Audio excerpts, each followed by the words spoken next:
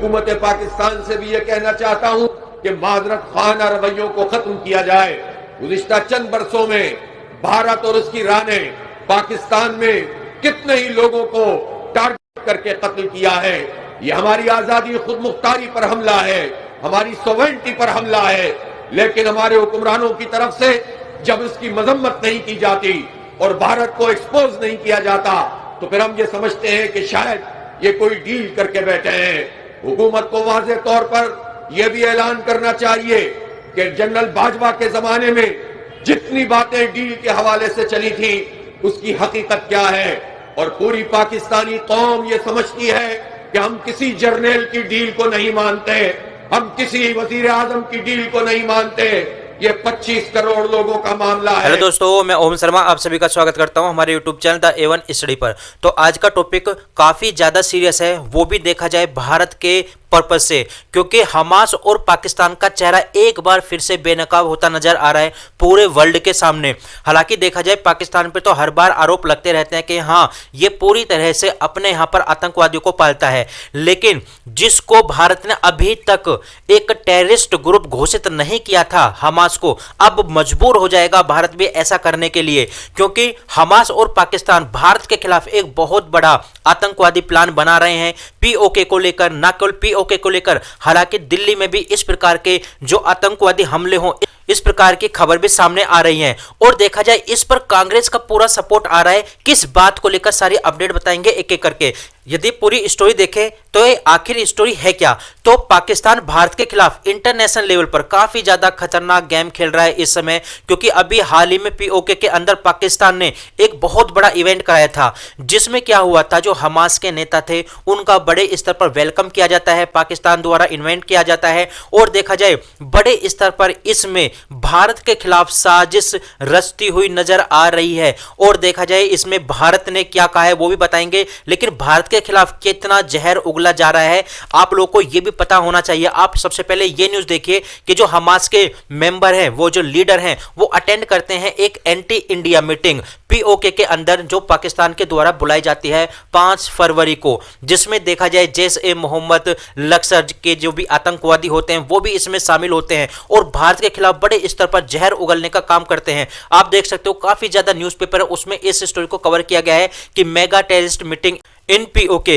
यदि ये पूरी स्टोरी देखें, ये आखिर पूरी स्टोरी आखिर क्या थी, तो इजराइल में आतंकी हमला करने वाले हमास ने 5 फरवरी को कश्मीर में जैसे मोहम्मद और लश्कर-ए-तैयबा जैसे आतंकवादी जो संगठन है उनके साथ हाथ मिला लिया है। रावलकोट के जो शहीद साबिर स्टेडियम है उसमें एक इवेंट आयोजित कराया जाता है 5 फरवरी को, कश्मीर एकजुटता दिवस। पाकिस्तान इसको हर साल मनाता है, लेकिन इसमें क्या हुआ, पहली बार इस मीटिंग के अंदर जो हमास के लीडर्स थे वे भी शामिल होते हैं और जैश-ए-मोहम्मद के एक आतंकी संगठन ने यह बात बोल दी कि ये पूरी तरह से दोनों एक साथ आएंगे और काम करेंगे अगेंस्ट इंडिया। जैश-ए-मोहम्मद के जो आतंकवादी हैं उन्होंने धमकी देते हुए कहा कि फिलिस्तीन के मुजाहिदीन और कश्मीर के मुजाहिदीन अब एक हो गए हैं, दिल्ली में खून खराबा करना और कश्मीर को भारत से अलग करने का समय आ चुका है। यह मंच से यह बात बोली जाती है और यह जो इवेंट कराया जाता है ये काफी ज्यादा बड़े स्तर पर कराया जाता है और गलियों में, सड़कों पर रैलियां तक निकाली जाती हैं और भारत के खिलाफ नारे लगाए जाते हैं। मतलब पूरी तरह से भारत के खिलाफ जहर उगलने का यहां पर काम किया जाता है। आप लोगों को यह भी पता होना चाहिए यह हमास नेता पहली बार कश्मीर आया है। इसके अलावा इस कार्यक्रम में कई फिलिस्तीनी जो नेता हैं वो भी भाग लेते हैं।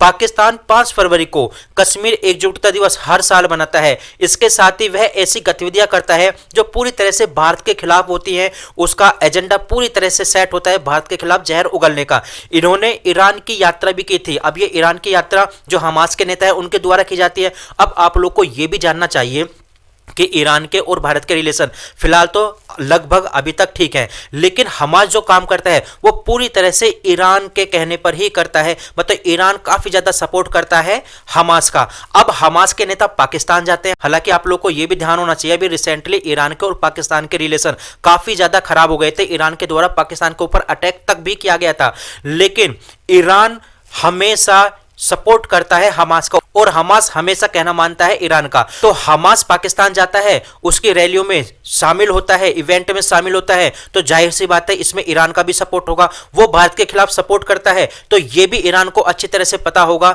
कि हाँ पाकिस्तान के अंदर जाएगा तो भारत के खिलाफ कोई ना कोई गतिविधियां करेगा। दोनों यानी पाकिस्तान हमास अब दोनों एक साथ काम करेंगे भारत के खिलाफ, तो जाहिर सी बात है इसमें ईरान का भी साथ होगा। तो यहां पर इंडिया और ईरान के रिलेशन भी डगमगा सकते हैं, जो अपने आप में बहुत बड़ी बात है। हालांकि देखा जाए जब से ट्रंप आए हैं, जो चाबरा पोर्ट है तो भारत के हाथ से वो भी फिसलता जा रहा है जब से ट्रंप आया। आपने भी रिसेंटली न्यूज देखी होगी। लेकिन ये जो इवेंट होता है ये काफी ज्यादा खतरनाक खेल खेला जा रहा है भारत के खिलाफ। जैसे मोहम्मद और लश्कर-ए-तैयबा जैसे आतंकी संगठन ने भारत पर कई आतंकवादी हमले किए हैं। आप लोगों को ध्यान होगा 2001 में संसद हमला हुआ था, 2008 में मुंबई हमला हुआ था और 2019 में पुलवामा बम धमाका भी हुआ था। ये जैश-ए-मोहम्मद और लश्कर-ए-तैयबा जैसे आतंकवादियों द्वारा किया गया था। तो देखा जाए पूरी तरह से पीओके के अंदर इस प्रकार की मीटिंग होना भारत के लिए काफी ज्यादा खतरा है और भारत भी इस पर पूरी तरह से नजर रखे हुए है। ये जो इवेंट कराया जा रहा है पीओके के अंदर, हालांकि पीओके भारत का ही हिस्सा है,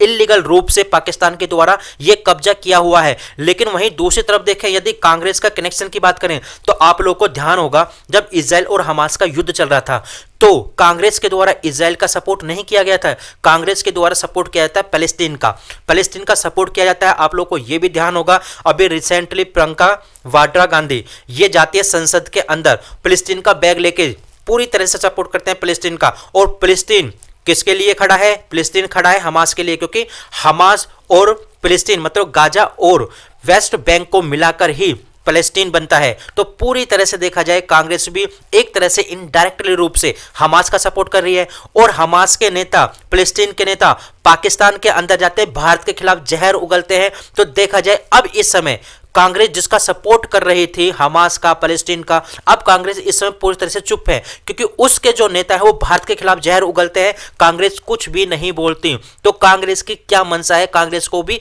यहां पर साफ कर लेना चाहिए।